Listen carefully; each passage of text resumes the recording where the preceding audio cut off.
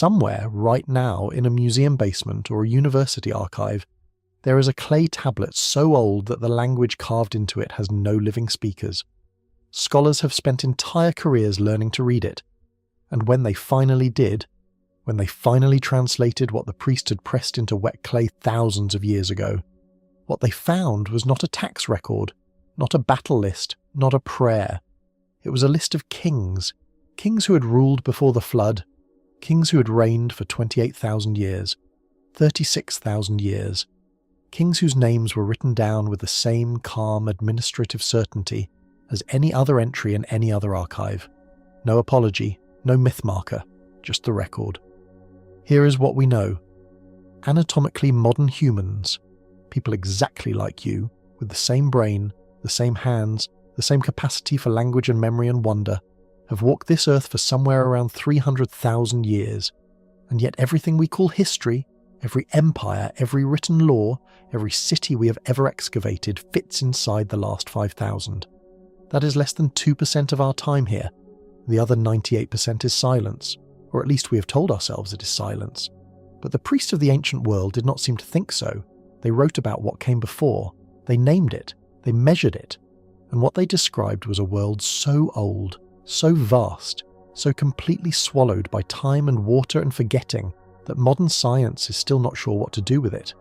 Tonight, very gently, we're going to walk back into that silence together. We're going to sit with the records that should not exist. The lists, the flood accounts, the cycles of ages, the temples built before anyone was supposed to know how to build them. We are not going to pretend we have the answers. Nobody does. But we're going to ask the question that the priests were already asking in the firelight, long before your civilization, or mine, or anyone's, had a name. What was the world that ended before history began? And why did they remember it so carefully? Right now, as you are listening to this, there is a clay tablet sitting in a museum in London. It is small enough to hold in both hands. It is roughly 4,000 years old, though the information carved into it is almost certainly much, much older. Scholars call it the Sumerian King List, and what it records, in careful administrative cuneiform script, are the names and reign lengths of kings who ruled before a great flood swept over the earth, not kings who reigned for 40 years, or 60, or 100. Kings who reigned for 28,000 years, for 36,000 years, for 72,000 years. Written down not as legend, not as poetry, but as fact, as bureaucratic record, as though someone, somewhere, needed to make sure that information was not lost. Close your eyes for a moment, if they are not already closed. Think about everything you learned in school about ancient history, the Egyptians, the Greeks, the Romans, maybe the Mesopotamians if you had a particularly adventurous teacher. And think about where all of that begins. It begins more or less around 5,000 years ago. That is the wall. That is where writing appears, where cities appear, where the archaeological record starts to feel solid and legible and real. 5,000 years. It feels like a very long time. But here is the thing. Anatomically modern humans, people biologically identical to you, with the same brain architecture, the same capacity for language and memory and abstract thought, have existed for roughly 300,000 years, which means that everything we call history, every pharaoh, every empire, every named king and recorded law, fits inside the last 1.7% of our time on Earth, less than 2%. The other 98% is officially silence, and yet the priest did not seem to think it was silence. That is what makes this strange. Across cultures that had no contact with each other, across thousands of miles of ocean and desert and mountain range, the priestly record keepers of the ancient world wrote about what came before. The Sumerian priests wrote their king list. The Egyptian priest Manetho, writing around 300 BCE, recorded dynasties of gods and semi-divine rulers governing Egypt for tens of thousands of years before the first human pharaoh. The Hindu sacred texts describe cycles of time, called yugas, stretching back hundreds of thousands of years, with civilizations rising and falling inside them like tides. The Babylonians had their antediluvian sages, the Apkallu, 7 wise beings who appeared before the flood and taught humanity the arts of civilization. Before, always before, there was always a before. Nobody knows what these records were describing. That is the honest answer, and it is important to say it clearly right at the beginning, because this story does not have a tidy ending. Scientists do not agree, archaeologists do not agree. Historians largely set these texts aside as mythology, as misremembered creation stories dressed up in administrative language. And maybe they are right. Maybe the number 72,000 is a symbol, not a measurement. Maybe the antediluvian kings are gods in disguise, not memories of real rulers. Maybe. But here is where it gets interesting. The people who wrote these things down were not primitive. They were not confused. The Sumerian scribes who inscribed the king list were the same scribes who managed complex grain accounting systems, who tracked astronomical cycles with extraordinary precision, who built one of the earliest legal codes in human history. These were careful, methodical, highly trained record keepers, and they wrote down those numbers with exactly the same hand, exactly the same style, exactly the same confident administrative tone as everything else they recorded. So the question that sits at the centre of tonight's journey is a quiet one. Not dramatic, not conspiratorial, just genuinely softly puzzling. What were they recording? What did they believe they were preserving? When a Sumerian priest pressed a reed stylus into wet clay and wrote the name of a king who reigned for 28,000 years, what was in his mind? Was he repeating a myth he had been taught? Was he encoding an astronomical cycle in the form of a story? Or was he, in some way we do not fully understand, preserving the memory of something that actually happened? Something that had been passed down, mouth to ear, generation to generation, across a span of time almost too large to imagine, until it finally reached him and he wrote it down. We do not know, and there is something almost comforting in that if you let yourself settle into it. The mystery is not a failure. It is an invitation. It means the story is still open. It means the past is larger than we have been told, and that somewhere in the gap between what the priest recorded and what our textbooks teach, there is a world waiting. A world that ended apparently before history began. A world that people remembered carefully enough to write down, even when the writing itself came thousands of years after the events described. That kind of memory, that kind of deliberate preservation across unimaginable stretches of time, does not happen by accident. Someone worked very hard to make sure those numbers survived. Someone thought it mattered. And here is the thing about that. You are the reason it survived. Not you personally, of course, but your ancestors. Every human alive today is descended from people who lived through whatever transition separates that older world from ours. They were there, on one side or the other, before and after, carrying whatever they could carry forward. They carried tools. They carried fire. They carried seeds and songs and the names of their dead, and some of them perhaps carried stories. Stories about how the world had been before, about the kings in the long ago time, about the flood that came and remade everything. And those stories move through the generations the way all important things move, imperfectly, changing slightly with each telling, but holding on to something essential at the core, something true shaped, even if the specific details blurred. That is where we are beginning tonight, right at the edge of what the priests wrote down and right at the edge of what science can currently explain. We're going to move slowly. There is no rush. You have nowhere to be. The world outside your window, whatever time it is there, whatever city or country or stretch of quiet countryside surrounds you right now, is going to stay exactly as it is while we travel back. Back past the pyramids, back past the first cities, back past the first farms and the first pottery and the first domesticated animals, back to the long, deep, mostly silent ocean of time that the priests seem to know something about, even if we are still not sure what. The record exists. The question is what it means.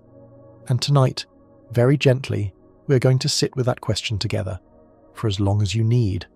Think about the oldest thing you have ever touched. Maybe an old book, a coin, a piece of furniture passed down through your family. Maybe a stone on a beach that you picked up and held for a moment before putting back down. There is something that happens in the body when you hold something genuinely old, a kind of quiet, a shift in scale. The present moment loosens its grip just slightly, and you become aware, in a way that is hard to put into words, that time is much larger than you usually allow yourself to feel. That is the sensation we're trying to stay inside tonight. Because what we are about to talk about requires a certain willingness to let the numbers be as big as they actually are, without flinching, without rushing past them to something more comfortable. 5,000 years ago, the first writing systems were emerging in Mesopotamia and Egypt. That is our wall, our official starting line, the place where the record begins to feel solid and verifiable, and 5,000 years is genuinely impressive. That window contains everything from the earliest Sumerian city-states to the moon landing to the phone or device you might be holding right now. All of recorded human civilization, every named ruler, every written law, every documented war and harvest and prayer lives inside that 5,000-year corridor. It feels enormous. And then you learn that anatomically modern humans, people with your brain, your hands, your exact biological architecture, have been walking this earth for somewhere between 290,000 and 315,000 years, depending on which fossil site you are referencing. And the 5,000 years suddenly feels like the last page of a very long book. So what is in the rest of the book? That is the question nobody quite knows how to answer. For most of those 300,000 years, the evidence is thin, heartbreakingly thin. A fragment of skull here, a scatter of stone tools there, some ochre pigment, some shellfish remains, some footprints preserved by geological accident in ancient volcanic ash. The bones of our ancestors are so rare, so fragile, so subject to the slow erosion of time that everything we know about the vast majority of human prehistory could fit inside a single large room. Not because nothing was happening, but because almost nothing survived. Bone dissolves, wood rots, fibre falls apart. The organic materials that make up most of human life, the baskets and clothing and shelter and food and everything that fill the daily texture of existence, are simply gone. What we have is the hardest stuff: stone, occasionally bone, occasionally a cave wall painted with extraordinary skill and care. And here is what those fragmentary remains tell us, even in their scarcity. They tell us that the people who left them were not simple. They were not stumbling through the dark, barely surviving, waiting for civilization to arrive and rescue them from their own ignorance. The cave paintings of Lascaux in France are roughly 17,000 years old. The paintings at Chauvet are closer to 36,000. And when you look at them, really look, not as curiosities but as art, what you see is mastery, deliberate composition, an understanding of how to suggest movement, depth, weight, horses in mid-gallop, rhinoceroses rendered with a confidence and economy of line that many trained modern artists would envy. These were not accidents. They were made by people with fully modern minds, people who understood beauty, who chose to make it, who understood that some things are worth recording on stone so they will outlast the person who made them. Which brings us to the thing that is so easy to forget, and so important to remember. For almost all of those 300,000 years, the primary technology for preserving knowledge was not stone and not clay. It was memory, human memory, organized and disciplined and passed from person to person through story and song and ritual and repetition. And human memory, when it's properly organized, when it is treated as the serious technology that it is, can hold an extraordinary amount of information with remarkable fidelity across an extraordinary span of time. We know this not as speculation but as documented fact. The Aboriginal Australians have oral traditions that encode accurate geographical information about coastlines and landmarks that were last above water more than 10,000 years ago. 10,000 years, the information survived, not in writing, not in stone, in people, in the careful, deliberate act of one generation teaching the next, across hundreds of generations, without losing the essential truth of what was being passed on. So when we stand at our 5,000-year wall and say that everything before it is silence, we are not quite being accurate. It is not silence. It is a different kind of record. It is the record of people who understood that memory was the only archive they had and who treated it accordingly. The priests of the earliest written civilizations did not appear out of nowhere with their clay tablets and their astronomical observations and their careful lists. They were the inheritors of something much older.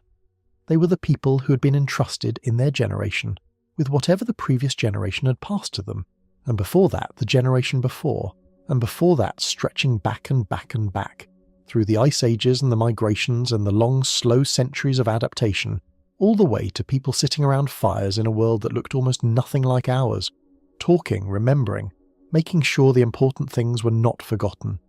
What were those important things? We can only guess at most of them. how to find water in a dry season, which plants would heal and which would kill, where the herds moved and when, how to read the stars for navigation, the names of the ancestors and the stories that carried their wisdom forward, and perhaps, just perhaps, something else. Something about what had happened before, about the world as it used to be, before something changed it, before the water came, or the cold came, or the darkness came, and remade everything. We do not know. We genuinely do not know what was in those long oral archives that preceded writing. Most of it is gone beyond recovering, but some of it, some thread of it, seems to have survived all the way to the moment when the first scribes sat down with their clay and their reeds and began for the first time to make the spoken word permanent. And what they chose to write down first, among all the things they could have recorded, tells us something. It tells us they thought the before mattered. The world before, the kings before, the flood before. They wrote it down because someone had told it to them, and they understood that it needed to be preserved in a form more durable than breath. Imagine you are a scribe. You're sitting in a room in the city of Nippur somewhere around 4,000 years ago, in the place we now call Iraq. The room smells of damp clay and lamp oil. Outside, the city is alive with the ordinary noise of a functioning civilization, merchants and water carriers and children and dogs. But in here it is quiet. You have a tablet in front of you, and you're copying something that was copied before you, from an earlier tablet, which was itself copied from something earlier still. You're not inventing what you write, you're preserving it. And what you're preserving begins like this. After kingship came down from heaven, kingship was in the city of Eridu. In Eridu, a king named Alulim reigned for 28,800 years. Then Alalgar reigned for 36,000 years. Then Eridu fell, and kingship was taken to another city, and the list continues, king after king for 8 rulers in total, before the flood sweeps over the earth and everything changes. This is the Sumerian king list. It exists not as a single tablet, but as dozens of copies, found across multiple ancient Mesopotamian sites, all broadly consistent with each other, all written with the same calm, unironic, matter-of-fact tone. There is no special font for the impossible numbers. There is no disclaimer, no margin note saying these figures are symbolic. The antediluvian kings, the kings before the flood, are listed alongside the post-flood kings in exactly the same format. After the flood, reign lengths drop dramatically. The first post-flood king reigns for 1,200 years, then reign lengths keep falling.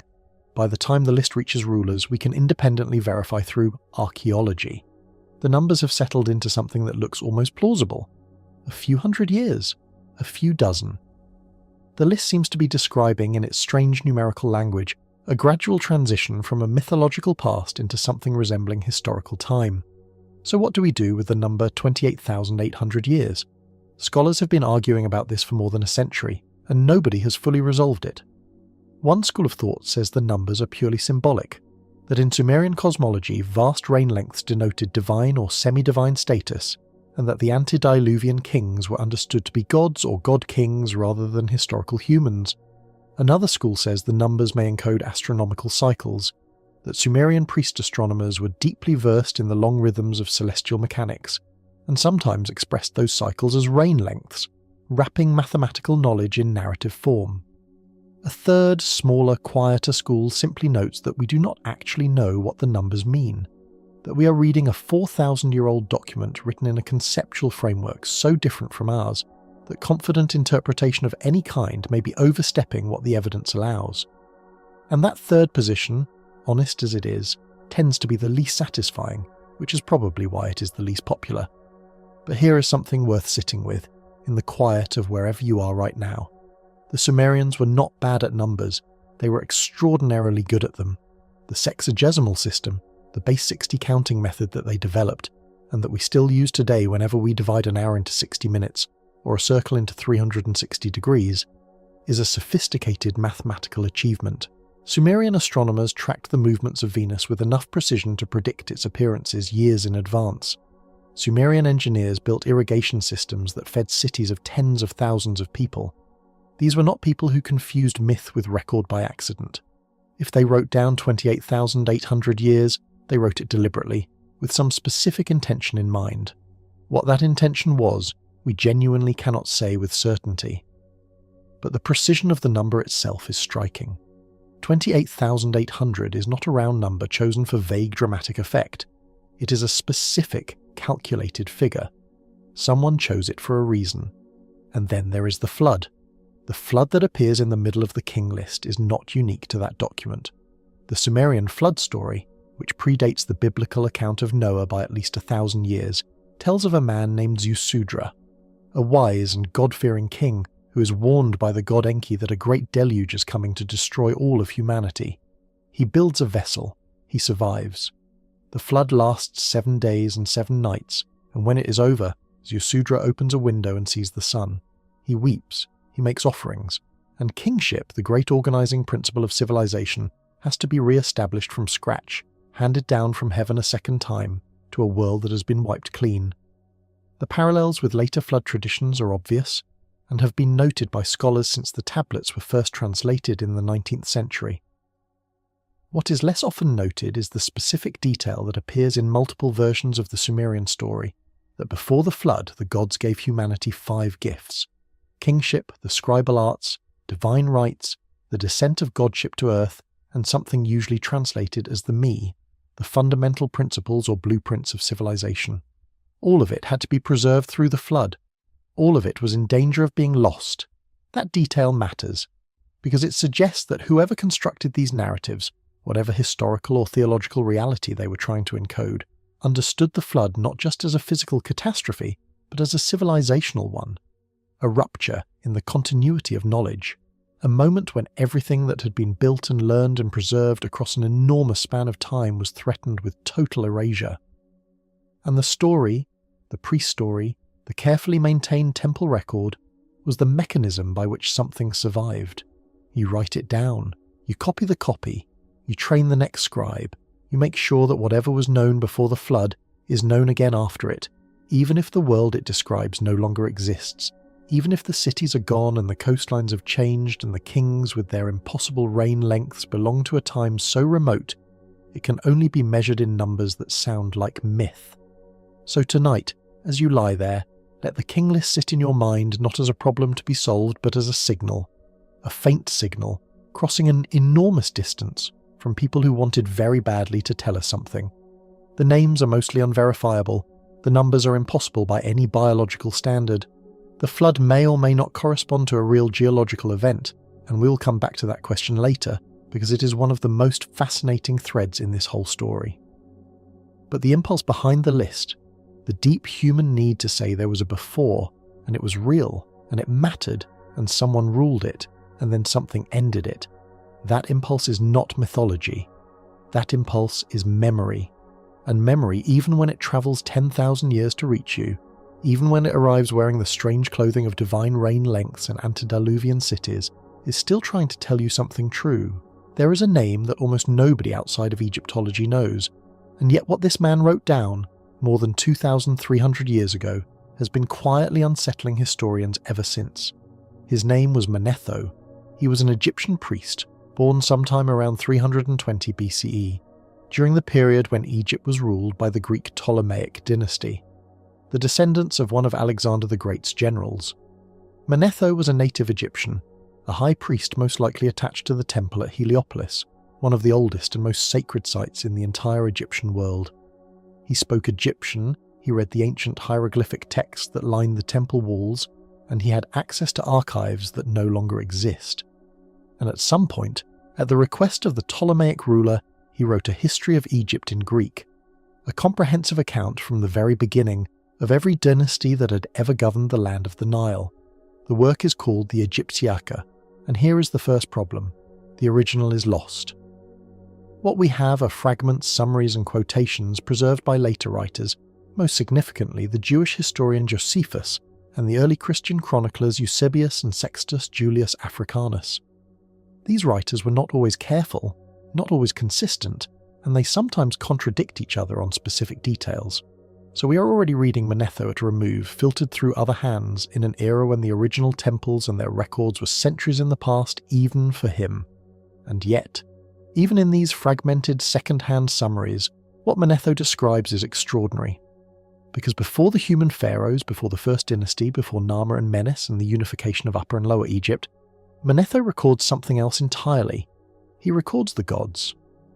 According to Manetho, Egypt was first ruled not by men but by the Neteru, the gods themselves. Ptah, the craftsman god, was listed as the first ruler, reigning for an almost incomprehensible span of time.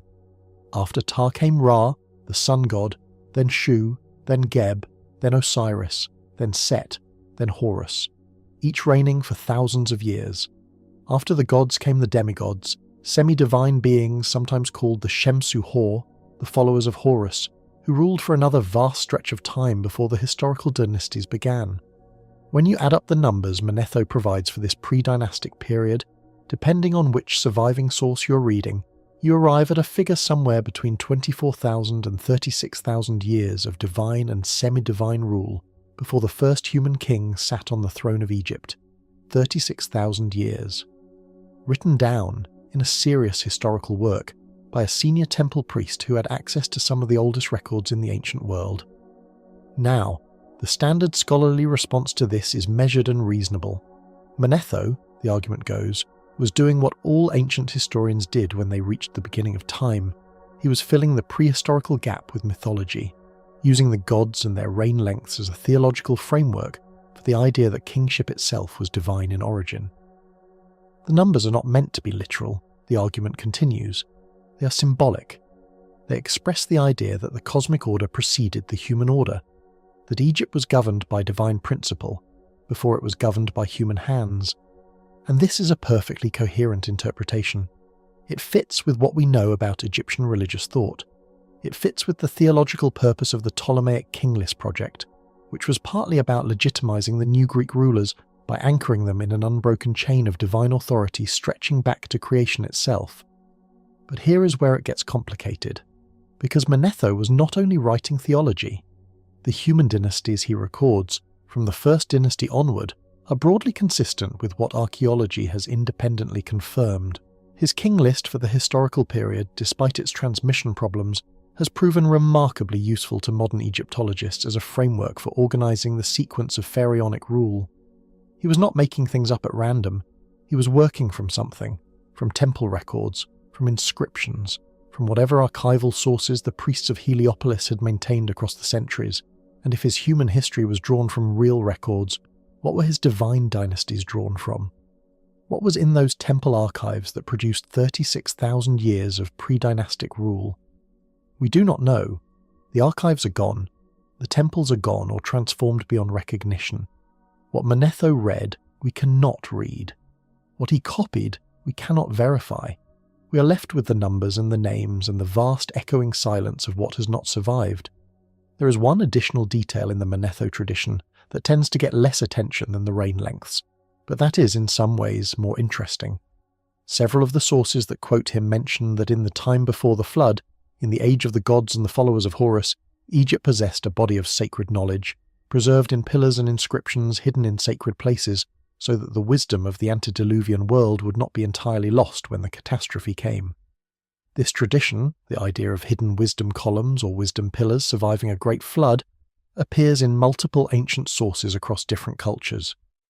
The Jewish historian Josephus, quoting an even older tradition, mentions pillars erected before the flood to preserve astronomical and other knowledge, one of brick and one of stone, so that at least one would survive whatever destruction came. You find echoes of this in Plato's account of Atlantis, in the Hermetic texts of late antiquity, in medieval Islamic tradition about pre-flood wisdom preserved in pyramids. The specifics vary. The core impulse does not. Someone, in the deep past, wanted to make sure that knowledge survived, and the priests of the historical era believed or remembered or had been told that such an effort had once been made. So tonight, lying where you are, let yourself feel the strangeness of Manetho's position.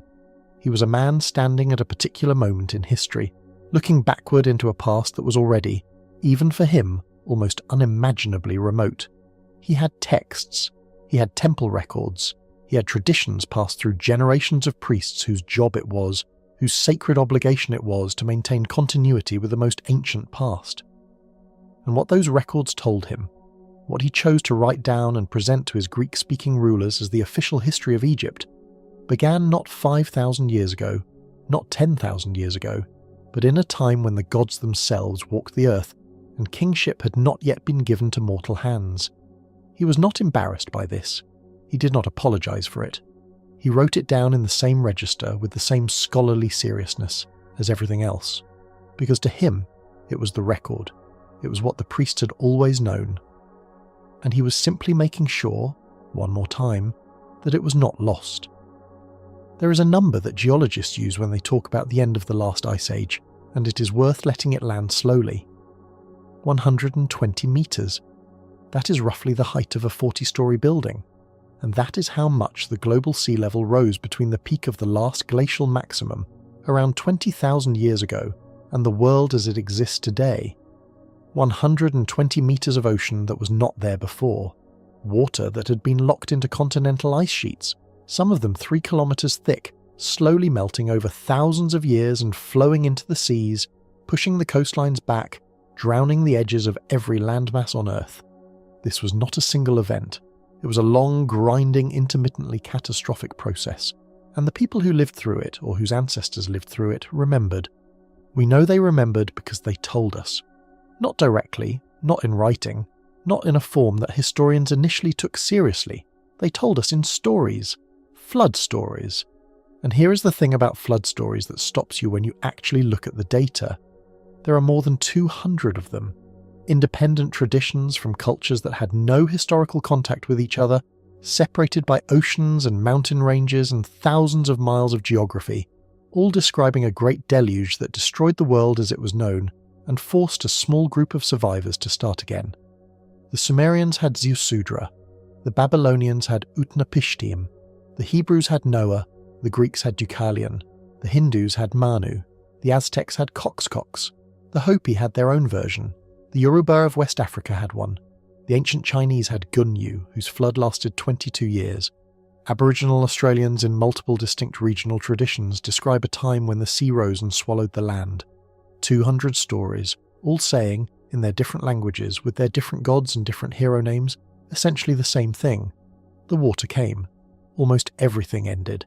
A few people survived, and the world after was not the world before. Now scholars have debated the meaning of this distribution for a long time.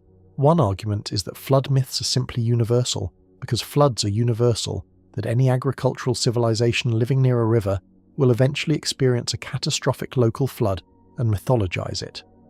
And that is certainly true for some traditions.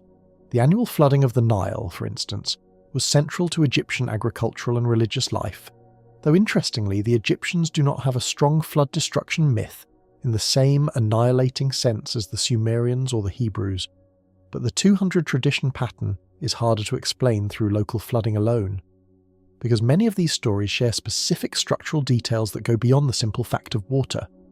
The warning given to a chosen survivor, the building of a vessel or the climbing to high ground, the release of birds to test for dry land, the re-establishment of civilization from a single surviving lineage, the sense that what was lost was not just land but an entire order of things, a whole world with its own knowledge and its own way of being, gone beneath the water and not recoverable. Geology has something interesting to say about this, because while the overall rise of 120 meters happened gradually across roughly 10,000 years, it did not happen smoothly. There were pulses, sudden accelerations when a particularly large ice sheet became unstable and collapsed into the ocean, sending massive volumes of meltwater flooding into the seas in geologically brief intervals. One of the best documented of these events is called Meltwater Pulse 1-Dway, which occurred somewhere around 14,600 years ago and may have raised global sea levels by as much as 20 meters in just a few centuries, possibly less. 20 meters in a few centuries sounds gradual to us, sitting safely in historical time. But to a coastal community, to a people whose fishing grounds and settlements and sacred sites and agricultural fields were laid out across a landscape that was losing ground to the sea, within living memory within a single human lifetime, it would not have felt gradual at all. It would have felt like the end of the world. Because for them, it was. And then there is the event that some researchers have pointed to as a candidate for the specific catastrophe that seeded the most detailed flood traditions. Around 7,600 years ago, in the region of what is now the Black Sea, The geography of the world changed dramatically. At that time, the Black Sea was a freshwater lake, sitting below sea level, surrounded by inhabited land. The Mediterranean was rising, and at some point, the natural land barrier separating the two gave way. The exact mechanism and pace are still debated by geologists, but what is not seriously disputed is that Mediterranean saltwater eventually began pouring into the Black Sea basin, expanding its shoreline enormously and swallowing vast areas of previously inhabited land. If you were living on the shores of that freshwater lake when the waters began to rise, you would have had to run.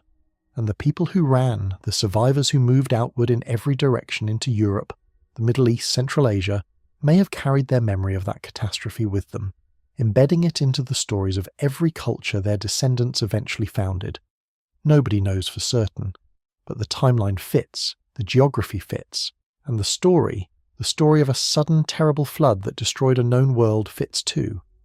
What does this mean for the priestly records we have been exploring? It means the flood was not only mythology. It was not invented whole cloth by priests who needed a theological explanation for human imperfection or divine wrath. It was, in some form, in some layer beneath the supernatural elaboration, a memory. A real memory of real events experienced by real people, passed down across generations with enough fidelity that it was still recognizable and still being recorded thousands of years after the waters had settled and the new coastlines had become the only coastlines anyone remembered. The priests who wrote down the flood, whether in Sumerian, in Hebrew, in Sanskrit, were not making things up. They were doing what priests do. They were maintaining the archive. They were making sure the before was not entirely erased by the after. And the before, in this case, included a world that was genuinely physically different from ours. A world with different coastlines, different land masses, different geographies of human settlement. A world that is now, in most of its inhabited extent, underwater. Quiet and dark and unreachable. 200 meters below the surface of seas we sail without thinking about what lies beneath us. You're lying somewhere safe and dry right now, in a world whose coastlines feel permanent and obvious, and simply the way things are. But the people who came before you, your ancestors going back far enough, knew different coastlines. They walked on land you will never see. They built their fires and buried their dead and told their stories in places that are now ocean floor. And they remembered, for a very long time, that the world had once been different, that the water had come, and that something important had been lost beneath it. Close your eyes for a moment and try to picture the Earth as it looked 20,000 years ago. Not the Earth of ancient Egypt, not the Earth of the first cities, but the Earth at the peak of the last great ice age, the period geologists call the last glacial maximum. The first thing you notice is the ice, enormous sheets of it, kilometers thick in places, covering what is now Canada, most of northern Europe, large parts of Asia. The ice is not white and clean the way you might imagine it. It is blue-grey and ancient and almost geological in its weight, pressing the land itself downward under its mass. The second thing you notice is how much land there is, because all that water locked into ice had to come from somewhere, and it came from the oceans. The seas were lower, far lower, and the coastlines of every continent extended far beyond where they sit today. There were land bridges connecting islands that are now separate. There were vast fertile plains where there is now open water. There was, in short, a great deal more habitable land than exists in our world, and it was inhabited. In Southeast Asia, there was a landmass that geographers now call Sunderland. It is mostly gone today, swallowed by the rising seas that followed the Ice Age's end. But at the glacial maximum, the Sunda Shelf, the shallow continental platform underlying what is now the South China Sea and the Java Sea, was exposed dry land, a territory roughly the size of Western Europe, lying in the tropics, warm and well-watered and biologically rich. People lived there. We know this because the islands that remain above water today, Java, Sumatra, Borneo, the Malay Peninsula, all show evidence of long continuous human habitation. They were not islands then. They were the high ground of a much larger world. The coastline of that world, the beaches and river deltas and estuaries where most human populations would have been concentrated, is now under 60 to 100 meters of ocean. Whatever settlements existed there, whatever middens and hearths and structures the people of Sunderland built along their shores, is gone beyond the reach of any shovel. In northern Europe, there was Doggerland. Today, it is a sandbank under the North Sea, occasionally yielding up Mesolithic tools and bones of mammoths and aurochs to the nets of fishing trawlers. but between roughly 20,000 and 8,000 years ago, it was a broad, low-lying plain connecting what is now Britain to continental Europe. It had rivers and lakes and marshes, it had forests, it had people, Mesolithic hunter-gatherers who followed the herds and fished the rivers and built their camps in a landscape that felt as permanent and obvious to them as your landscape feels to you. Then the water came, slowly at first, then faster. The land narrowed, then fragmented into islands, then disappeared entirely beneath the grey waters of what we now call the North Sea. The last people to leave, or the ones who could not leave in time, watched their world shrink around them, and they told their children what they had seen, and their children told their children, and something of that memory perhaps found its way into the flood traditions of the northern European peoples, into the Norse accounts of lands swallowed by the sea, into the British legends of drowned kingdoms beneath the waves. In the Persian Gulf basin, the situation was similar. During the glacial maximum, the Persian Gulf as we know it did not exist. It was a river valley, fed by the Tigris and Euphrates, and two other rivers flowing down from the mountains, watering a low-lying plain that some researchers have called the Gulf Oasis. It was warm, it was fertile, it had fresh water. It was by most measures an extremely attractive place for human settlement, and it was in fact settled. Archaeological and genetic evidence suggests that the Gulf Basin was a refugium, a place where populations sheltered and grew during the harsher climate periods of the Ice Age. Then the sea came in from the south, flooding the Strait of Hormuz and filling the basin from below. The flooding of the Persian Gulf happened over several thousand years, but there may have been periods of rapid inundation, of land vanishing within lifetimes. And when it was done, the people who had lived in that valley, some of them had moved north, up the rivers into Mesopotamia, into the land where, a few thousand years later, the first cities would appear, where the first writing would appear, where the first priests would sit down and record in careful cuneiform the names of kings who had ruled before the flood. This is not a conspiracy. It is not even particularly controversial among the specialists who study it. Marine geologists and archaeologists who focus on submerged landscapes have been making this case for decades. The argument is simply this. We have been looking for the origins of human civilization in the wrong places. We have been excavating the hilltops and the river plains and the deserts, the landscapes that were above water during the Ice Age and remained above water afterward, and we have found remarkable things in those places. But the places where most people actually lived during the Ice Age, the coastal zones, the river deltas, the shallow continental shelves, are now underwater. And underwater archaeology is extraordinarily difficult and extraordinarily expensive and has barely scratched the surface of what might be down there. We have mapped less than 20% of the ocean floor in meaningful detail. We have excavated a vanishingly small fraction of the submerged continental shelves. The archaeological record of the Ice Age world is not sparse because the Ice Age world was empty. It may be sparse because we have not yet learned to look in the right direction. And so we return, gently, to the priests. To Manetho with his 36,000 years, to the Sumerian scribes with their antediluvian kings, to the Vedic sages with their vast cycles of cosmic time. What if some of what they were preserving was geographical? What if the long dynasties and the divine rulers and the world before the flood were, at some level of encoded memory, a description of a real populated landscape that is now beneath the ocean? Not kings who lived for 28,000 years, but a civilization, or many civilizations, that existed across the long span of the Ice Age in territories we have not yet found. We do not know. We cannot know, not with the evidence currently available. But the geography is real. The drowning was real. The people were real. And the memory, carried forward in story after story across every culture on Earth, feels real too. Somewhere under the water, under the quiet dark weight of all those meters of ocean, the world the priest remembered may still be waiting. In the hills of southeastern Turkey, not far from the Syrian border, there is a place that should not exist. Not in the way we have been taught to think about human history. Not according to the timeline that most of us absorbed in school. The tidy progression from simple to complex, from wandering hunter-gatherers to settled farmers, to builders of monuments, each stage following logically from the last. Because what was found in those hills, beginning in earnest in the 1990s when a German archaeologist named Klaus Schmidt started excavating a site the locals had always known about but never fully investigated, does not fit that progression at all. What Schmidt found, buried under centuries of deliberately deposited soil, were circles of massive carved limestone pillars, some of them 5.5 meters tall, weighing between 10 and 20 tons each, arranged in precise enclosures and covered with extraordinarily detailed relief carvings of animals. Foxes, boars, cranes, vultures, scorpions, snakes, lions, and strange abstract symbols whose meaning we have not deciphered. This site is called Göbekli Tepe, and it is 11,600 years old. Let that number sit for a moment. 11,600 years. Göbekli Tepe was already ancient when the first Egyptian pharaoh was born. It was already ancient when the Sumerians pressed their first clay tablets. It predates Stonehenge by 6,000 years. It predates the pyramids at Giza by more than 8,000 years.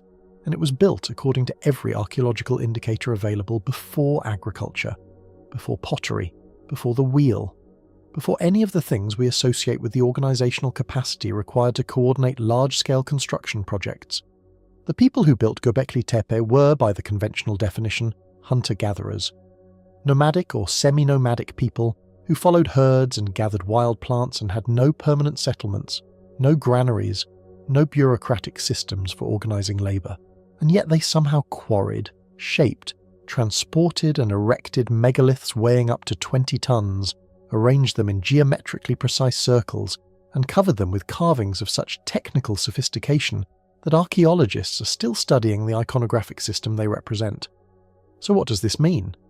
It means one of two things, and neither of them is comfortable for the standard model of prehistory. Either the capacity for large-scale organised construction appeared much earlier in human development than we thought, arising among people we had categorised as too simple and too mobile to produce it, or the people who built Göbekli Tepe were not in fact the simple hunter-gatherers the timeline implies. Either something about our understanding of the capabilities of pre-agricultural humans is wrong, or something about the timeline itself needs to be reconsidered. Most mainstream archaeologists take the first position, arguing that Göbekli Tepe is forcing us to revise our assumptions about what hunter-gatherers were capable of, that the site demonstrates organised religious activity as a driver of social complexity even before food production, and that is a genuinely important revision. But it leaves a different question unanswered. Where did the knowledge come from? The technical skill, the planning capacity, the astronomical awareness that some researchers see encoded in the site's layout. Where does that come from, if this is the beginning? Because there is something else about Göbekli Tepe that rarely gets the attention it deserves. The oldest enclosures, the ones at the deepest levels of excavation, are the most sophisticated. The pillars are the largest. The carvings are the most complex and detailed. As you move up through the layers, through later phases of construction, the pillars get smaller. The craftsmanship becomes less refined. This is the opposite of what you would expect from a culture learning and improving its techniques over time. If Göbekli Tepe represents the beginning of monumental construction, you would expect the earliest phases to be the roughest experiments and the later phases to show mastery developing gradually. Instead, the pattern suggests something stranger. It suggests that the people who began the site already possessed the highest level of skill and knowledge, and that over time, across the centuries of the site's use, something was being lost rather than gained. The tradition was fading, not growing. Whatever they knew at the beginning, they knew more fully than their successors. And then there is the burial. Göbekli Tepe was not abandoned. It was not destroyed by enemies or swallowed by a natural catastrophe. Sometime around 10,000 years ago, the entire site was deliberately and carefully filled in.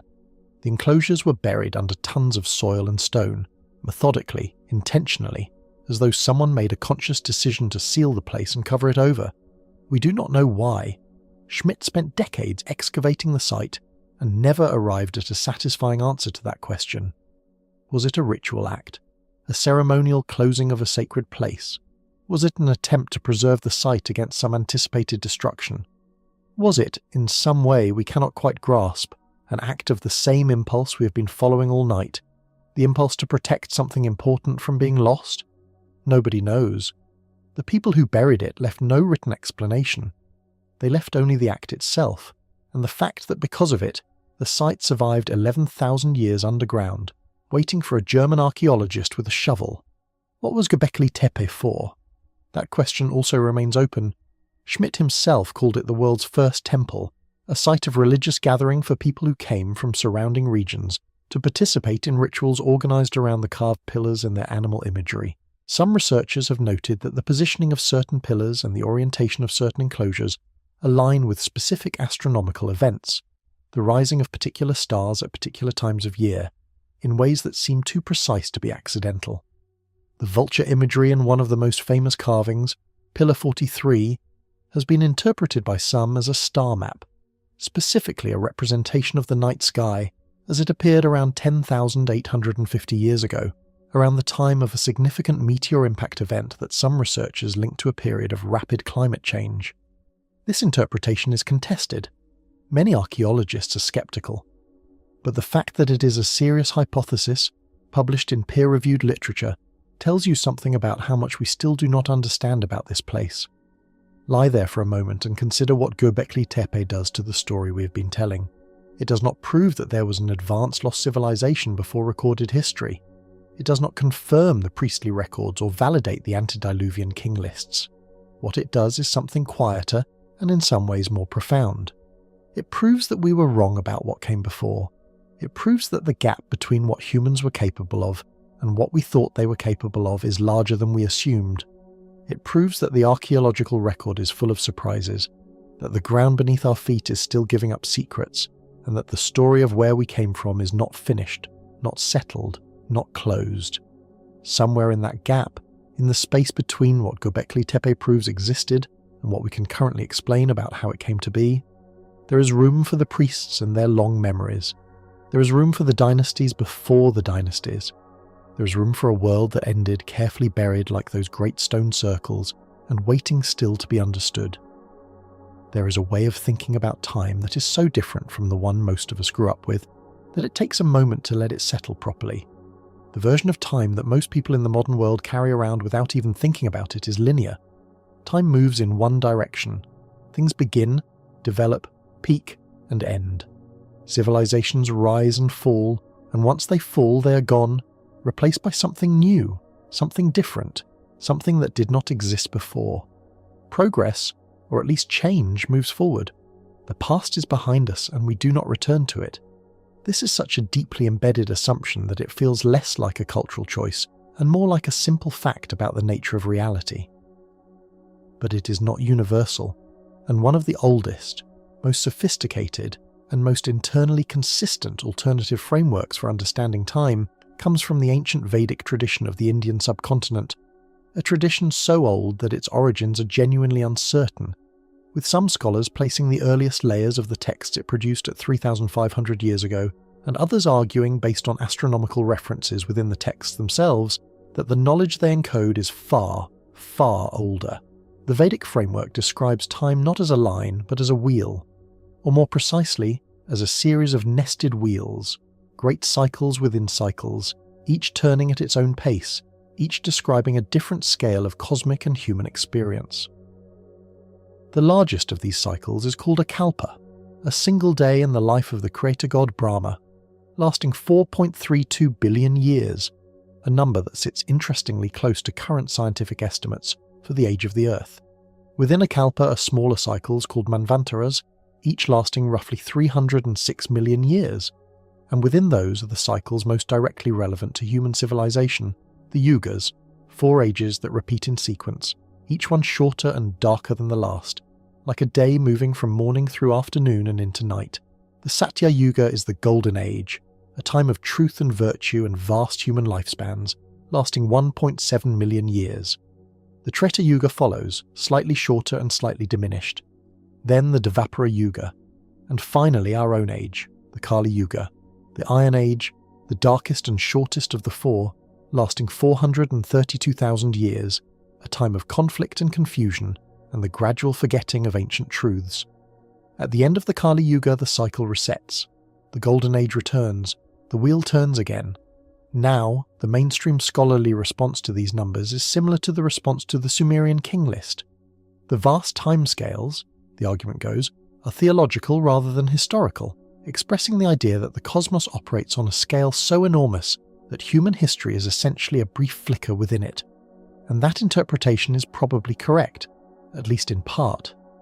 The Vedic texts are not history books. They are sacred cosmological frameworks, and the numbers within them carry symbolic and theological weight that is inseparable from their literal meaning, if they have a literal meaning at all. But here is what makes the Vedic timekeeping tradition different from a simple creation myth. The numbers are not arbitrary. They are mathematically structured, interlocking in precise ratios. The 4 yugas relate to each other in the ratio of 4 to 3 to 2 to 1. The Kali Yuga is exactly 1/10 of the full Yuga cycle. The Kalpa contains exactly 1,000 full Yuga cycles. This is not the numerology of a people guessing at cosmic scale. This is the numerology of people who are doing mathematics, who are thinking carefully and systematically about large numbers and their relationships, and who chose to express those relationships in the form of time. The ancient Vedic astronomers were, by any serious measure, remarkable scientists. They tracked the precession of the equinoxes, the slow wobble of the Earth's axis that causes the apparent position of the stars to shift over a cycle of roughly 25,920 years, with a precision that rivals much later astronomical traditions. They calculated the length of the solar year to within a few minutes of the modern measurement. They developed sophisticated mathematical tools for predicting eclipses and planetary conjunctions centuries in advance. These were not primitive skywatchers making vague poetic observations. They were systematic, rigorous, technically accomplished astronomers working within a tradition that had been refined across many generations. And within that same tradition, embedded in the same texts as the precise astronomical calculations, are the Yuga cycles, the great wheels of time, the claim that civilization rises and falls not once but repeatedly, across spans of time that make our entire recorded history look like a single heartbeat.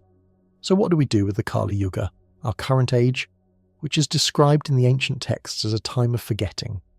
The Vedic tradition is remarkably specific about what the Kali Yuga looks like from the inside. It is a time when the sacred knowledge of earlier ages has been lost or fragmented, when human lifespans are short and memory is weak, when the connection between the present and the deep past has been broken and people no longer know what their ancestors knew, when the great truths have been buried under layers of confusion and conflict and the noise of a degraded world. Reading those descriptions from inside our own moment, there is something that lands a little too accurately for comfort, not because the Kali Yuga is a prophecy about our specific civilization, but because the description of an age of forgetting, of a world that has lost connection with a deeper and older and wiser past, rhymes so precisely with the mystery we have been sitting with all night, the records that should not exist, the dynasties before the dynasties, the world before the flood, all of it pointing to something that was known once and then lost. All of it suggesting that the forgetting is real, even if we cannot yet fully reconstruct what was forgotten. There is one more detail from the Vedic tradition worth carrying with you into the quiet. In the texts that describe the transition between yugas, between one age and the next, there is always a period of catastrophe, a sandhya, a twilight, a threshold time of upheaval and dissolution when the structures of the previous age collapse to make way for whatever comes next. The transition is never smooth. It is always marked by flood or fire or the breakdown of the order that had held the previous world together. And in those transition moments, according to the tradition, the knowledge of the previous age is at risk. It can be lost entirely if no one takes responsibility for carrying it forward. The great sages, the rishis, the wise ones whose job it was to maintain the sacred knowledge across the gap between ages, were the mechanism by which something survived. They memorized, they taught, they passed it on. And what they passed on eventually found its way into the texts we are reading tonight, encoded in numbers and cycles and cosmological frameworks so large and so precise that we are still, thousands of years later, not quite sure what to make of them. The wheel turns. Something is always ending. Something is always beginning again. And somewhere in the turning, a few careful people always try to make sure the most important things are not lost. Think for a moment about the last thing you tried to memorize. A phone number maybe, or a password, or the words to a song you half know. Think about how quickly it started to slip, how you had to repeat it to yourself, how even a short interruption could shake it loose. Human memory feels fragile in that way, unreliable and subject to constant erosion by the noise of daily life. And yet, across the world and across thousands of years, certain traditions of human memory achieve something that feels almost impossible by that standard. They maintained vast bodies of complex, precise information across hundreds of generations without writing a single word down. Not approximately, not in rough outline, with extraordinary fidelity verified in some cases by modern science, across spans of time that stretch the imagination. The mechanism was not accident and it was not magic. It was technology, deliberate, sophisticated, rigorously maintained technology, as serious in its way as any tool or instrument ever devised. And understanding it changes how we should think about what the ancient priests were capable of preserving. The most thoroughly documented example comes from the Vedic tradition we touched on in the last chapter. The Rig Veda, the oldest of the 4 Vedic sacred texts, is a collection of 1,028 hymns composed in an archaic form of Sanskrit. It is, by most scholarly estimates, somewhere between 3,000 and 3,500 years old in its current written form, though the oral tradition it encodes is almost certainly older. For most of its existence, the Rig Veda was not written down at all. It was memorized. Every syllable, every accent, every pause and intonation was preserved in the memories of specially trained priests who dedicated years of intensive study to learning the text with absolute precision. And the system they developed to ensure that precision was extraordinary. The texts were memorized not just forwards, but in multiple, recombinatory patterns. Forwards, backwards, in alternating pairs of words, in interlocking sequences, in complex lattice patterns that meant any error in any syllable would immediately produce an inconsistency detectable to any trained listener. The texts were, in effect, error-corrected at the phonemic level, protected against corruption not by any external storage medium, but by the structure of the memorization system itself. When Western scholars first began seriously studying the Vedic oral tradition in the 19th century, many assumed that despite the elaborate memorization techniques, the texts must have accumulated errors and variations over time, the way a story changes each time it is retold. What they found instead was the opposite. Vedic manuscripts from different regions of the Indian subcontinent, produced centuries apart by traditions that had had no contact with each other, were virtually identical, down to the precise pronunciation of individual syllables in a language no longer spoken in daily life. The oral tradition had held, across centuries of political upheaval, across invasions and famines and the rise and fall of kingdoms, the trained memory of the priestly lineage had preserved something with a fidelity that written transmission would struggle to match. This is not mythology about memory. This is a documented, verified, scientifically studied fact about what human beings can accomplish when memory is treated as a serious discipline rather than a passive faculty. But the Vedic tradition, impressive as it is not the most astonishing example. For that, we go to Australia. The Aboriginal peoples of Australia have maintained continuous cultures on that continent for at least 65,000 years, making them the oldest continuous cultural tradition on Earth by an enormous margin. And within those traditions are oral histories that have been verified by independent geological and archaeological evidence to encode accurate information about events that occurred more than 10,000 years ago. Specific stories from specific regional traditions in Australia describe the flooding of particular coastal areas, the disappearance of specific landmarks beneath the sea, the transformation of landscapes that were last above water at the end of the last ice age. When geologists map the ancient coastlines of those regions using sea level data, they find that the geographical details in the stories are accurate. The places the stories describe as having been swallowed by the sea are, in fact, now underwater. The stories have been carrying true geographical information across more than 400 generations of tellers. 400 generations. Without writing, without stone inscriptions, in the memories of people who understood as their fundamental cultural obligation that the knowledge had to be passed on exactly as it had been received. How does memory work at that scale? Not through brute repetition alone, though repetition plays a role. The Aboriginal traditions use what researchers call songlines, intricate networks of song, story, dance, and ceremonial performance that encode geographical, ecological, astronomical, and historical information in forms that can be navigated, performed, and transmitted. The knowledge is not stored as inert data, but as living practice, woven into ceremony and daily life, and the rhythmic patterns of language that make information stick in ways that prose alone cannot. A songline is not just a song. It is a mnemonic map, a navigational tool, a historical archive, and a religious text simultaneously. And it works because it engages multiple cognitive systems at once: the musical, the kinesthetic, the visual, the social, and the spatial, creating redundant pathways that protect the information against the failure of any single mode of transmission. It is, in short, a technology. A memory technology more durable than most of the physical materials our own civilization uses to store information. This matters enormously for how we read the ancient priestly records. When we look at the Sumerian king list, or Manetho's divine dynasties, or the Vedic Yuga cycles, and we feel the temptation to dismiss them as mythology because the numbers are impossible and the timescales are absurd, we are making an assumption that those traditions could not have reliably preserved genuine information across the spans of time they claim. But that assumption is wrong. We now know from documented cases that oral traditions can preserve accurate information across 10,000 years or more, that the mechanisms for doing so were understood and practiced by ancient priestly classes, and that the fidelity of those traditions could be, under the right conditions, extraordinary. This does not mean the king lists are literally accurate. It does not mean there were kings who reigned for 28,000 years, but it means that somewhere inside those records, wrapped in the theological and cosmological framework of the civilization that wrote them down, there may be something older. Something that was passed from mouth to ear across a chain of careful, trained, dedicated memory keepers, stretching back into a time before writing existed, before cities existed, before anything we currently recognize as civilization had yet taken shape. Lie quietly for a moment and let that image form. Not the clay tablet, not the scribe. Go further back.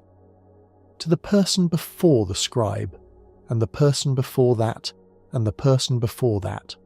All the way back to someone sitting by a fire, in a world we have never seen, reciting something important to the person beside them, making sure it was heard and held and would be passed on. That chain of human voices stretching across the dark of prehistory is the original archive. It is older than writing, older than stone carving, older than anything we have yet excavated from the ground.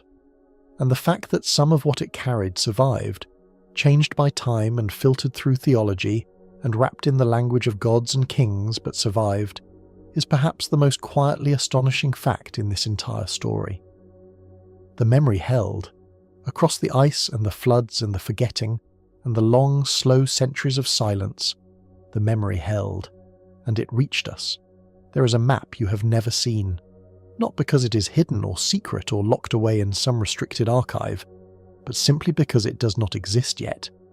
It is the map of the world as it was 12,000 years ago, marked not just with coastlines and elevation data, but with the things that were actually there: the settlements, the camps, the middens full of shellfish bones, the hearths, the paths worn into the ground by generations of feet moving between water sources and seasonal hunting grounds. That map, if it existed, would show you a world that is almost entirely gone, not destroyed by war or erosion or the grinding work of geological time, but simply drowned, covered by the same ocean we sail today, pressed under 100 meters of salt water that arrived slowly and then, at certain moments, very fast, and has not retreated since. The world that existed on those coastlines is still there, in the physical sense. The sediment is still layered on the sea floor. The organic material has mostly dissolved, but the harder things, the stone, the shell, the occasional bone, remain. We just have not looked for them. Not really. Not with anything approaching the resources we would need to do the job properly. Underwater archaeology is one of the most difficult and expensive scientific undertakings that exists. A land excavation can be conducted with shovels and trowels and careful hands, with researchers who can work 8 hours a day in reasonable comfort and document what they find with cameras and notebooks. An underwater excavation requires dive equipment, submersibles, remotely operated vehicles, sonar arrays, decompression schedules, support vessels, and teams of specialists whose working time at depth is measured in minutes rather than hours. The cost of a single underwater excavation season can exceed the cost of years of land-based work, and the logistics of identifying where to look in the first place across the vast shallow shelves of the continental margins are staggering. The submerged continental shelves of the world cover roughly 25 million square kilometers. The total area of all underwater archaeological investigation ever conducted across the entire history of the discipline is a fraction of that. We have barely begun. And yet even within that tiny fraction, the finds have been remarkable. Off the coast of India, in the Gulf of Khambat, sonar surveys and dredging operations in the early 2000s brought up worked stone tools, pottery, and what appeared to be structural remains from water depths of around 30 to 40 metres. The site, if it is indeed a site rather than a collection of redeposited materials, would be between 9,000 and 13,000 years old, predating the earliest known urban settlements in the Indian subcontinent by several thousand years. The Indian government announced the discovery with considerable excitement in 2002. The mainstream archaeological community responded with caution, noting that underwater sites are difficult to interpret, and that the materials recovered could have been transported to their current location by river action rather than representing in-place settlement. The debate has never been fully resolved. The site has never been properly excavated. It sits under 30 metres of murky ocean, largely unstudied, its secrets intact. Off the coast of Japan, near the island of Yonaguni, there is a formation of stepped stone terraces that has been the subject of decades of controversy. Some researchers who have dived and studied it argue that it is a natural geological formation, the result of the way certain types of sandstone fracture along horizontal and vertical planes under specific conditions. Others, including the Japanese geologist Masaki Kimura, who spent years diving the site, argue that the regularity of the steps, the right angles, the apparent tool marks, and the overall geometry of the structure are inconsistent with purely natural formation and indicate human modification of the rock, if not outright construction. The structure sits in water that was above sea level until approximately 10,000 years ago. If it is artificial, it is 10,000 years old. The debate continues. Nobody has definitively settled it. Yonaguni remains exactly what it has always been, a mystery under the water, stubbornly refusing to declare itself one way or the other. What is not mysterious is the basic geography. We know, with scientific certainty, where the coastlines were during the last ice age. We know which areas of shallow continental shelf were exposed dry land and for how long. We know, from the behavioural patterns of modern humans and from the archaeological record of every period we can study, that human populations are strongly drawn to coastlines. The combination of marine protein, fresh water, and the ecological richness of estuarine environments makes coastal zones among the most attractive and productive places for human settlement. During the Ice Age, when the continental shelves were dry, those zones were where the people were. The Sunda Shelf in Southeast Asia, the Sahul Shelf between Australia and New Guinea, the Persian Gulf Basin, Doggerland in northern Europe, the coastal margins of the Americas, now submerged beneath the Pacific and Atlantic. All of these were inhabited. All of them are now underwater, and the archaeological record of all of them is for practical purposes non-existent. Not because nothing happened there, because we have not yet found a way to look. This is why the absence of evidence is not, in this particular case, evidence of absence. When skeptics of the lost civilization hypothesis point to the lack of physical remains as proof that there was nothing there to find, they are making an argument that ignores the geography. The standard counterargument to any suggestion of a prehistorical advanced civilization has always been, where is the evidence? Show us the cities, show us the artifacts, show us the physical proof, and it is a fair demand. But it carries an embedded assumption that the evidence, if it existed, would be somewhere we have already looked. That assumption is almost certainly wrong. The most densely populated regions of the Ice Age world are now at the bottom of the ocean. The evidence, to whatever extent it exists, is down there with them, in the dark under the sediment, waiting. Not for us to believe in it, just for us to go and look. So tonight, let yourself hold this image gently. Somewhere beneath the ocean, not in some fantastic, impossible location, but in the mundane geography of the shallow continental shelves, there are places where people lived, where fires burned, where children were born and elders died and stories were told about the world and where it came from and what it meant. Those places are real, the water over them is real, and the priests who wrote about the world before the flood were not perhaps inventing something out of nothing. They were remembering, in the only way memory can work across that kind of time, something that their ancestors had seen and survived and carried forward in the fragile vessel of human voice and human mind. The cities we have not found yet may still be there, patient and dark and cold and quiet, under the water that ended their world, waiting for someone to come looking. There is a particular kind of grief that has no name in most languages. It is the grief for something you never personally had, something that was lost before you were born, before anyone alive was born, before the oldest story anyone can tell begins. It is the feeling you get sometimes when you look at a photograph of a demolished building that you never visited, or read about a library that burned 1,000 years ago, or learn that a language died with its last speaker sometime in the 20th century and took with it a way of organising the world that no other language possessed.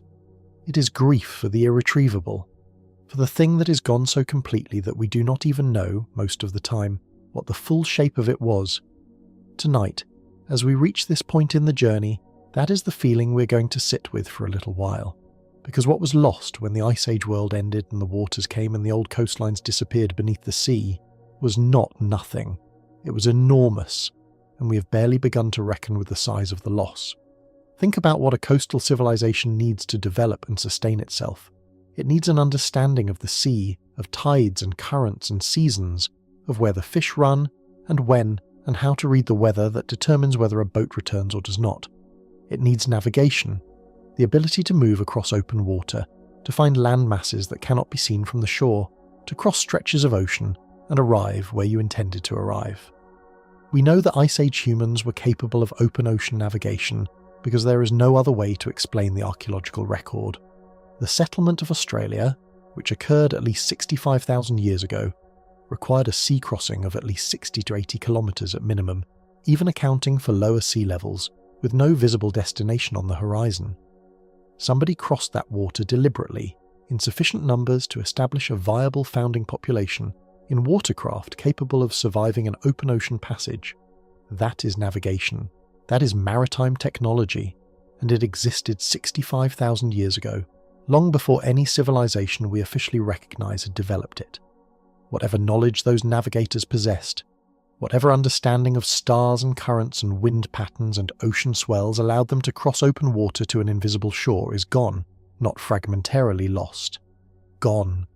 Think about what astronomical knowledge was required to build Göbekli Tepe, or to encode the precession of the equinoxes in the Vedic texts, or to align the great megalithic monuments of the world, from Stonehenge to the pyramids to the stone circles of Nabta Playa in the Egyptian desert, with specific stars and specific moments in the astronomical calendar. Precession, the slow wobble of the Earth's axis that shifts the apparent position of the stars over a 25,920-year cycle, is not something you discover in a single lifetime. It requires observations accumulated across many generations, careful records maintained across centuries at minimum, and a mathematical framework sophisticated enough to recognize the pattern in data that moves too slowly for any individual observer to see in full. Someone, somewhere, did that work. The knowledge exists, encoded in monuments and texts and oral traditions. But the intermediate steps, the generations of observation, the institutions that maintained the records, the schools where the method was taught, all of that is gone. We have the answer, but we have lost the working. And then there is language. At the peak of the Ice Age, and across the long millennia of the post-glacial transition, there were languages being spoken that we will never know. Languages that structured reality differently, that had words for things our current languages cannot say in a single term, that encoded ecological and geographical and astronomical knowledge in their grammar and vocabulary. We know this not as speculation, but as inference from what has survived. The world currently has roughly 7,000 living languages, and linguists estimate that before the era of global contact and colonization, there were far more. Each language extinction takes with it a unique cognitive architecture, a particular way of carving the world at its joints that exists nowhere else. The language extinctions of the historical period alone represent an incalculable loss. The language extinctions of the prehistoric period, across the vast span of the Ice Age and its ending, are beyond reckoning. We do not even know how many there were. We do not know what they said. But here is the other side of it. Because this is not only a story of loss, it is also quietly and stubbornly a story of survival. Something made it through. The astronomical knowledge encoded in the Vedic texts and in the orientation of ancient monuments made it through. The geographical memory preserved in Aboriginal Australian songlines made it through. The flood traditions, carrying fragmentary but recognisable information about a real geological transformation, made it through across more than 200 independent cultural lineages. The navigational knowledge that allowed Polynesian peoples to cross thousands of miles of open Pacific without instruments, reading currents and stars and the behaviour of birds and the colour of the water, made it through, passed from navigator to apprentice across generations in traditions that persisted until the modern era. Something survived the catastrophe of the Ice Age's ending. Not everything, not most things, but something. And the mechanism of its survival was always the same. People. Human beings who understood that certain knowledge mattered, who took responsibility for carrying it forward, who taught it to the next generation, and made sure it was received and held. This is what the priests were, whatever else they were, whatever theological role they played, whatever social function they served in their particular civilization. At the most fundamental level, the priests of the ancient world were the people who had accepted responsibility for the continuity of knowledge across the gap. They were the ones who memorized and copied and taught and maintained and refused, generation after generation, to let certain things be forgotten. The Sumerian scribe who copied the king list was doing what priests have always done. He was keeping the chain unbroken. He may not have fully understood everything he was copying. He may not have known whether the numbers were literal or symbolic or astronomical or something else entirely. But he understood that it mattered, that it had been passed to him and that he had to pass it on. And because of him, and the thousands of people like him across dozens of cultures and thousands of years, some thread of what was known before the flood, however attenuated, however transformed by time and translation, and the slow drift of theological interpretation reached us. You are the end of that chain tonight, lying wherever you are. Every story told in this room, every number and name and flooded coastline and carved pillar and divine dynasty, we have moved through together, arrived at you through an unbroken relay of human voices stretching back into the dark of prehistory.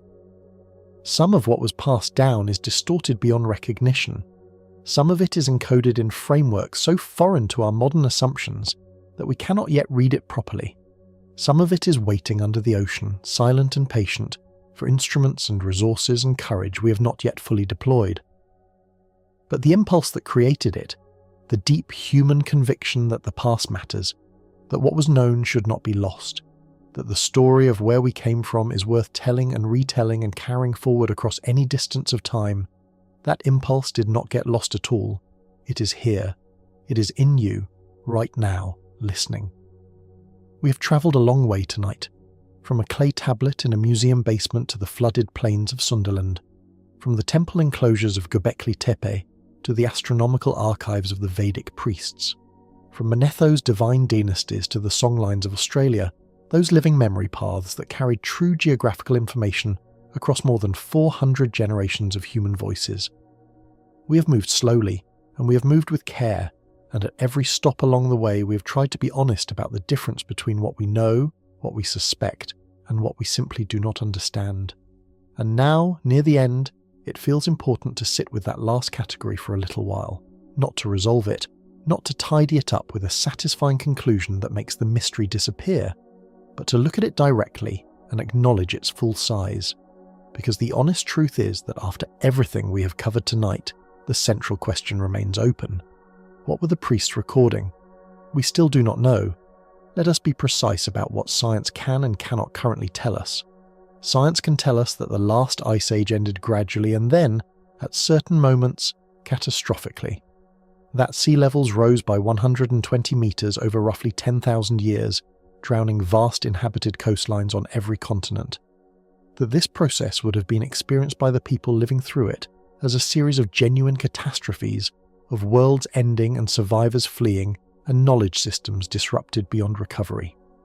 Science can tell us that Göbekli Tepe was built 11,600 years ago by people whose organisational capacity far exceeded what the standard model of prehistoric development predicted. Science can tell us that Aboriginal Australian oral traditions have preserved accurate geographical information for more than 10,000 years, demonstrating that pre-literate memory systems could maintain precise knowledge across spans of time we previously considered impossible for oral transmission.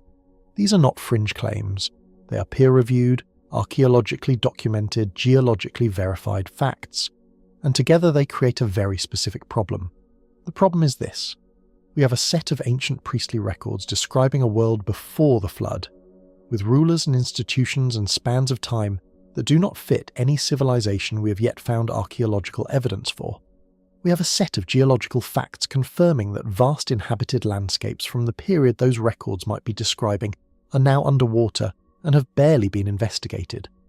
We have documented proof that oral traditions can preserve accurate information across the relevant timescales.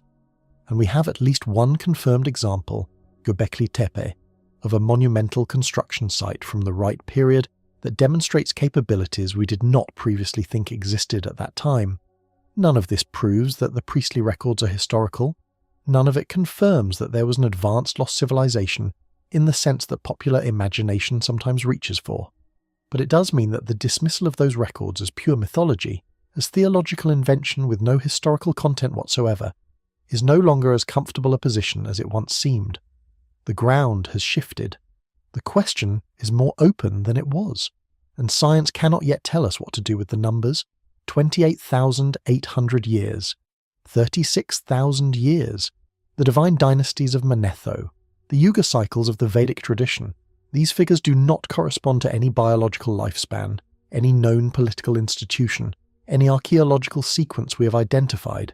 They might be astronomical. The number 36,000, for instance, is very close to the duration of 1.5 precessional cycles, and the Sumerians were sophisticated enough astronomers to have been encoding celestial mechanics in narrative form. They might be symbolic, expressing theological ideas about divine time versus human time in a numerical language we no longer speak fluently. They might be something else entirely, a form of historical reckoning so foreign to our assumptions about what history is and how it should be measured that we cannot yet read it correctly. Or they might be garbled. Real spans of time, real sequences of rulers or institutions or geological epochs that have been distorted beyond literal accuracy by the very process of transmission that kept them alive. We genuinely do not know. That is not a rhetorical hedge. It is the actual state of the evidence. What we can say is that the people who wrote these records were not fools. They were not primitive. They were not confused dreamers who could not distinguish myth from fact. The Sumerian scribes, the Egyptian temple priests, the Vedic astronomical tradition, the Babylonian sages who maintained the antediluvian king lists, these were sophisticated, technically capable, intellectually serious people working within traditions of great depth and precision.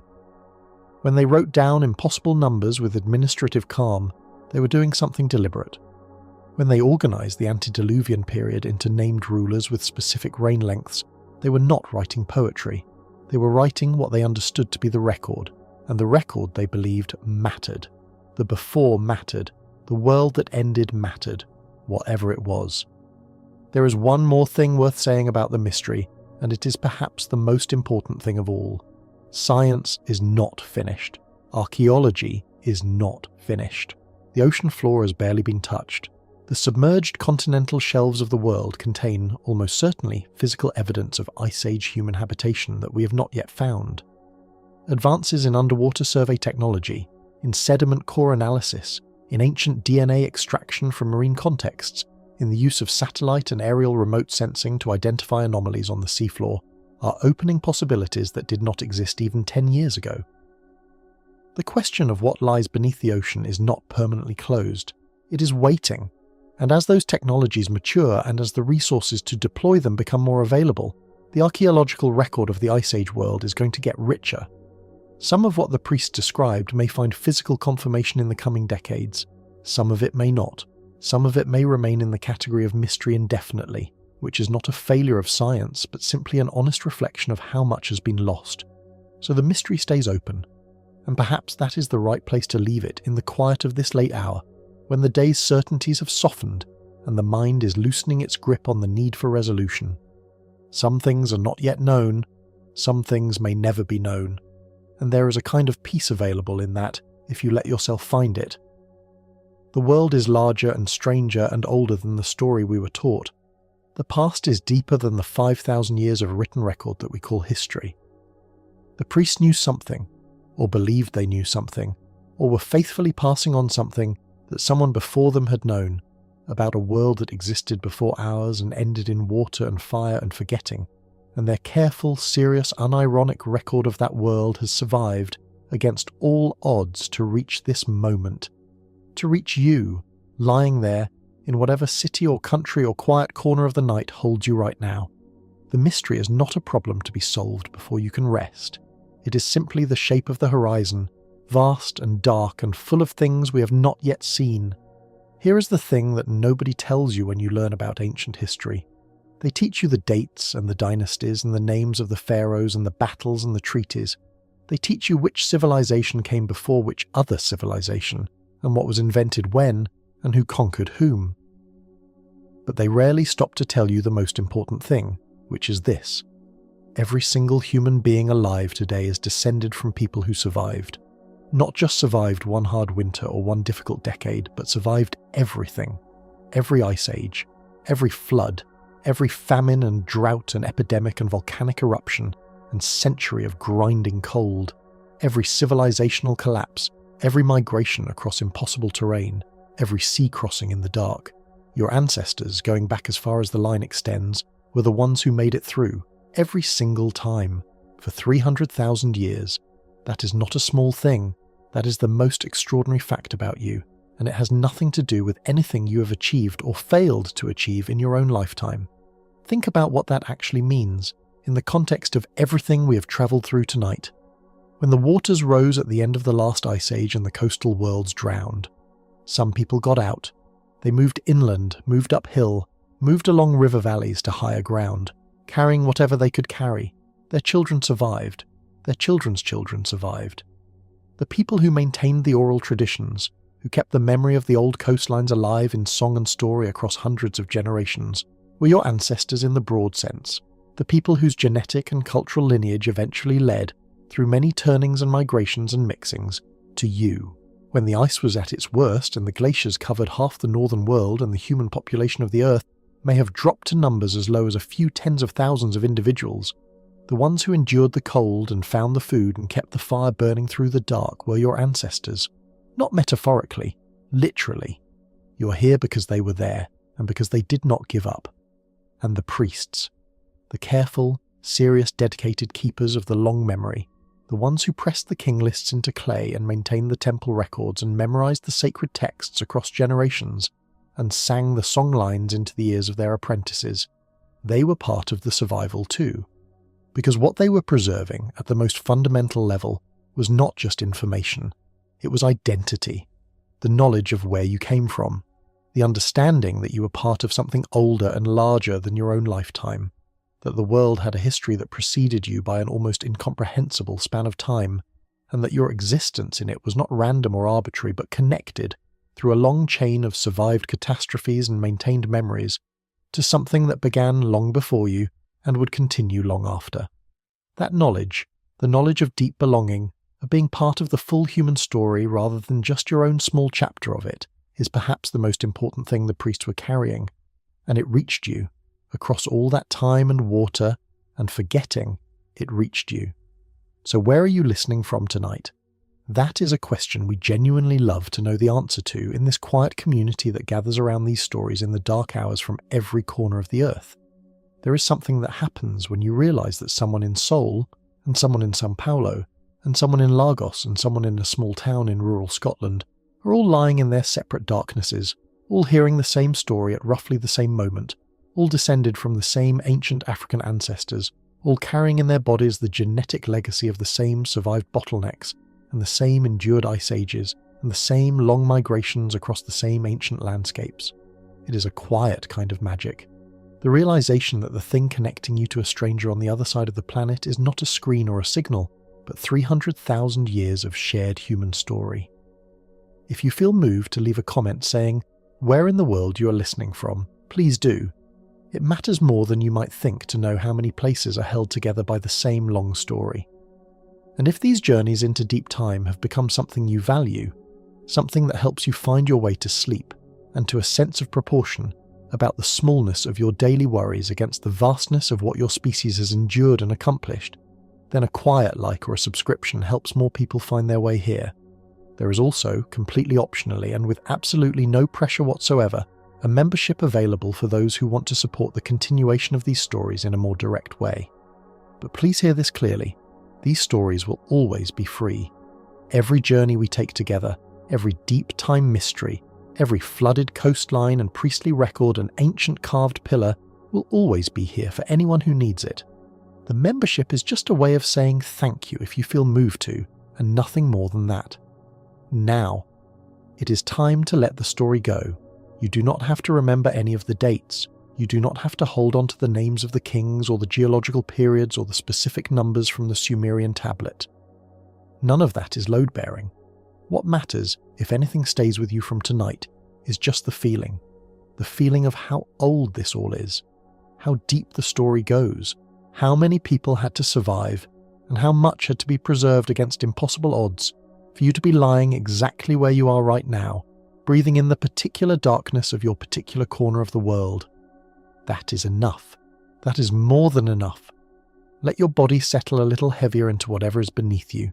Feel the weight of it, that gentle downward pull, the same gravity that pressed the ice sheets onto the continents and pulled the meltwater into the seas and shaped every coastline your ancestors ever walked. Your heartbeat is doing what it has always done, steady and unhurried, the same rhythm that kept every one of your ancestors alive through every dark night they ever faced. The priests are still at their tablets, far back in the past, pressing their reeds into wet clay, making sure the before is not forgotten. The navigators are still reading the stars, finding their way across dark water to shores they cannot yet see. The storytellers are still speaking, mouth to ear across the fire, carrying the long memory forward one more generation, and you are at the end of that chain, warm and safe and held by the darkness, connected to all of it, every hunter and gatherer and wanderer and survivor who came before you and made your existence possible. Their story is your story. Their endurance lives in your cells. Their long journey home ends for tonight. Here. Drift now. Let the deep time carry you. Rest with your ancestors. Sleep well. Good night.